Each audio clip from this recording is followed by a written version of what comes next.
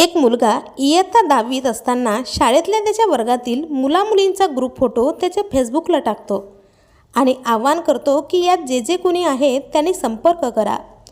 अवघ्या 10 ते 15 दिवसातच सुमारे 25 ते 30 मित्रमैत्रिणी 20 वर्षांनी पुन्हा एकदा कनेक्ट झाले। पुढे त्यांचा व्हॉट्सअप ग्रुप झाला। या ग्रुपवर दिवसभर ही कुठे आहे, तो काय करतो अशी सगळ्यांकडून विचारपूस होऊ लागली।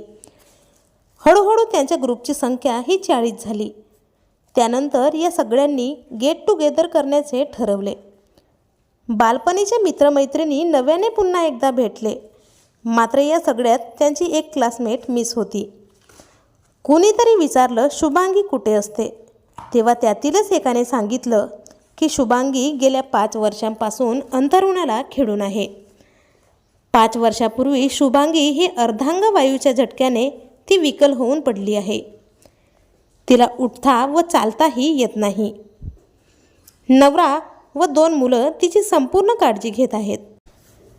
मात्र हे ऐकून सगळ्यांनाच मोठा धक्का बसला।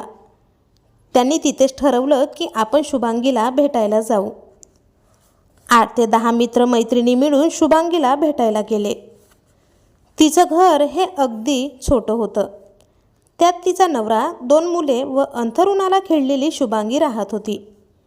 तिला त्या अवस्थेत पाहून सगळ्यांच्या डोळ्यात चटकन पाणी आलं। मात्र त्यांनी तिच्या समोर ते येऊ दिले नाही। एकेकाने तिची चौकशी केली।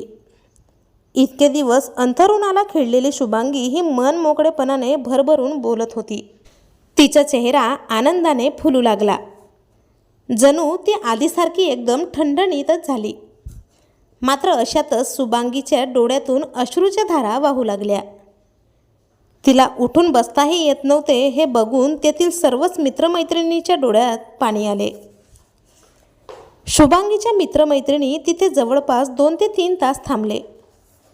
नंतर ते जाता जाता म्हणाले की या सगळ्यातून तुला बाहेर पडायचं आहे आणि यातील कुणी ना कुणी शुभांगीला दर आठवड्याला येऊन भेटून जातील।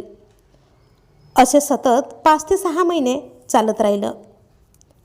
त्यानंतर शुभांगीमध्ये अनेक चांगले बदल तिच्या नवऱ्याने व मुलांनी पाहिले होते। तिला देखील आता यातून बाहेर पडावे असे वाटू लागले।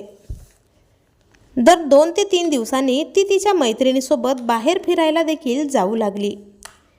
यातच शुभांगीचा आत्मविश्वास देखील वाढला व तिच्या आयुष्याला एक नवीन अर्थ मिळाला। पाहता पाहता ती काही दिवसातच अगदी पहिलेसारखी ठणठणीत झाली आणि या सगळ्यात मोठा मोलाचा वाटा तो म्हणजे तिच्या मित्रमैत्रिणीचा। तर मित्रांनो, तुम्ही देखील तुमच्या बालपणीच्या मित्रमैत्रिणींना मिस करताय का? कमेंटमध्ये नक्की सांगा। आणि असेच इंटरेस्टिंग व्हिडिओ बघण्यासाठी मराठी गुन्हेगारी या चॅनलला नक्की सबस्क्राईब करा।